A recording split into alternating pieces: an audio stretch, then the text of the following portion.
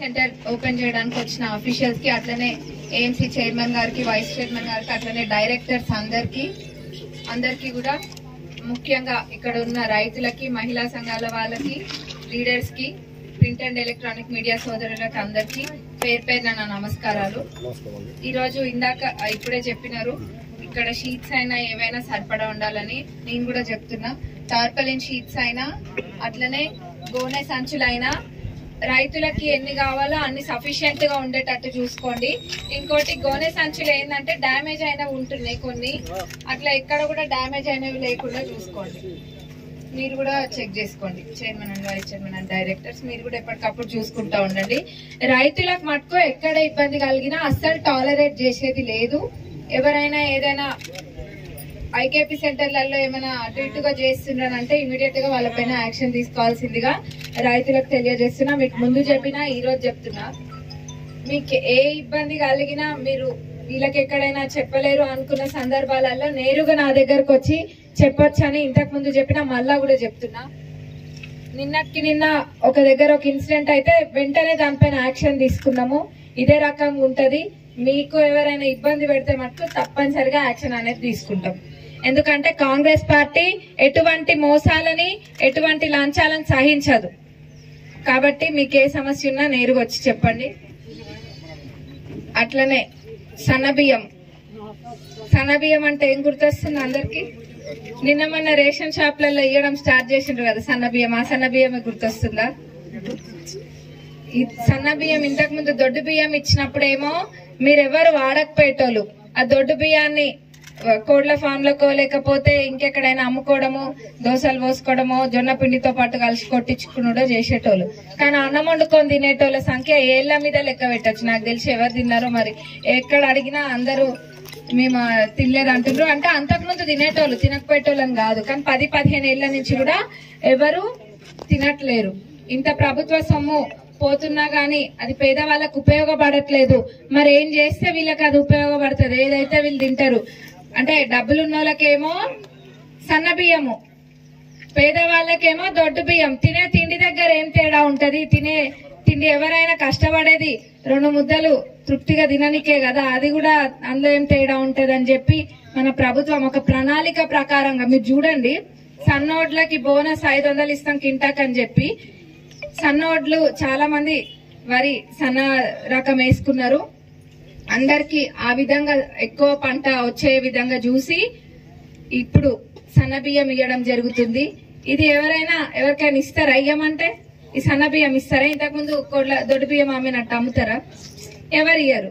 మంచిగా ఉంది బియ్యం కూడా, నేను తిన్నా ఆల్రెడీ, నేను కూడా తిని చూసిన, మంచిగా ఉంది. ఇది నిజంగా చరిత్రలో నిలిచిపోతుంది. ఈ సన్న బియ్యం పంపిణీ కార్యక్రమం అనేది చరిత్రలో నిలిచిపోతుంది. ఇప్పుడు ప్రభుత్వం చర్యలు ఏది పథకం తీసుకున్నా ఎందుకు తీసుకుంటారు? ఉన్నోళ్ళ కోసం ఇవ్వడానిక కాదు కదా, పేదవాళ్ళకి ఉపయోగపడాలని చెప్పి పేదవాళ్ళ కోసం తీసుకుంటారు. ఇది పక్కా పేదవాళ్ళకు ఉపయోగపడుతుంది. మన గౌరవ ముఖ్యమంత్రి గారైనా మంత్రులైనా ఎల్లవేళలా కృషి చేస్తూ ఇదే రకంగా ఆలోచనలు, అంటే ఏది చేస్తే పేదవాళ్ళకు ఉపయోగపడుతుంది అన్న ఆలోచనలే చేస్తుండ్రు. ఇందులో భాగంగానే యువ వికాస్ స్కీమ్ కూడా మీ అందరికి తెలిసి ఉంటది. తెలుసా? తెలియదా? కొంతమందికి తెలుసు, కొంతమందికి తెలియదా? తెలియని వాళ్ళు తెలుసుకోండి.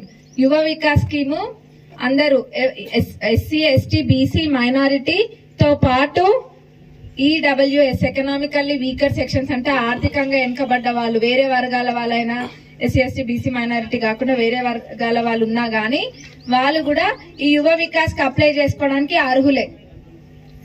ఈ తేదీ అనేది కూడా 14th వరకు ఎక్స్టెండ్ చేయడం జరిగింది అప్లికేషన్స్ పెట్టుకోనికి. దీని ద్వారా యూత్ మొత్తము రాష్ట్రంలో ఒక 5 లక్షల మందికి ప్రయోజనం చెందుతారు. తప్పకుండా 3 నుంచి 4 లక్షల దాకా అప్లై చేసుకున్న వాళ్ళకి వస్తే, యూత్ చాలా మందికి జాబ్లు ఉండట్లే. ఇట్లా జాబ్ లేని వాళ్ళకి గతంలో ఇంటికొక ఉద్యోగం అన్నారు, ఇంటికొక ఉద్యోగం ఏమో గానీ ఊరికొక ఉద్యోగం కూడా వచ్చిన దాఖలాలు లేవు.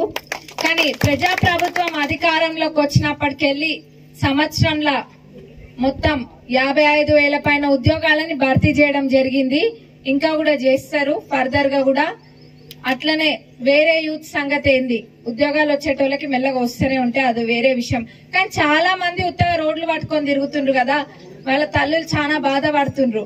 అరే పెళ్లి చేయాలంటే పిల్లనిచ్చేటోళ్ళు లేరు, మరి స్థిరపడకపోతే ఎట్లా అని చెప్పి వాళ్ళందరూ కూడా ఇది అప్లై చేసుకోండి.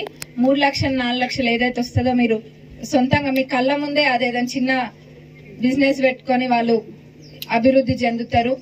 ఇది చెప్పినది కాదు, చెప్పిన దానికన్నా ఒకటి ఎక్కువనే చేసి చూపించింది మన కాంగ్రెస్ ప్రభుత్వం. ఇల్లు, ఇంద్రమ్మ ఇల్లు. ఇంద్రమ్మ అంటే ఎవరు మర్చిపోరు.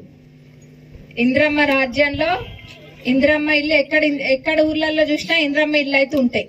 మళ్ళా కూడా అది తలపించే విధంగా ఇంద్రమ్మ ఇల్లు ఇవ్వడం జరుగుతుంది. నియోజకవర్గానికి 3500 ఇల్లు ఇవ్వడం జరుగుతుంది. అవన్నీ కూడా అర్హులైన పేదలకు పెడతాం. అందులో ఎటువంటి తేడా అనేది జరగదు. అర్హులు పేదలలో పేదవాళ్ళకి, బహుపేదలకి ఫస్ట్ ఇళ్ళన్నీ కూడా వాళ్ళకే వస్తాయి. అంతేగాని ఎవరే పార్టీ ఇల్లున్నోళ్ళకే మళ్ళా ఇద్దామా అని అట్లాంటి చెండాలప ఆలోచనలు గతంలో చేసినట్టయితే కాంగ్రెస్ ప్రభుత్వం చెయ్యదు. అర్హులైన వాళ్ళు ఎవరే పార్టీ అయినా తప్పనిసరిగా అర్హులకే ఇల్లు వస్తాయి. ఇదే కాదు, ఏ ప్రభుత్వ పథకమైనా అర్హులకు వస్తాయి. అట్లనే మన కొడకండ్లలో ఇంటిగ్రేటెడ్ స్కూల్ మీకు తెలుసా? నియోజకవర్గానికి ఒక ఇంటిగ్రేటెడ్ స్కూల్ వచ్చింది. వస్తే కొడకండ్లలో పెట్టిన ఆ ఇంటిగ్రేటెడ్ స్కూల్ ప్రపోజల్. మన కొడకండ్లలో ఇంటిగ్రేటెడ్ స్కూల్ వస్తుంది. ఇంకా మన పాలకుర్తి చెన్నూరు రిజర్వాయర్ అయితే అది ఖచ్చితంగా ఈ 4 ఏళ్లలో పూర్తి చేసే బాధ్యత నాది, చేపిస్తాను అందరికి మాటిస్తున్నా. ఇంకా కొడకండ్ల డెవలప్మెంట్ కి ఎప్పుడు ముందుండి డెవలప్ చేస్తానని మీ అందరికి మాటిస్తూ, అట్లనే వడ్డీ లేని రుణాలు మహిళలు ఎక్కువ మంది ఉంటే గుర్తొచ్చింది. వడ్డీ లేని రుణాలు అయితే లెక్కలేనన్ని వస్తున్నాయి. అన్ని మండలాలలో వచ్చినాయి, అకౌంట్లలో పడ్డాయి. చూసుకోండి వడ్డీ లేని రుణాలు.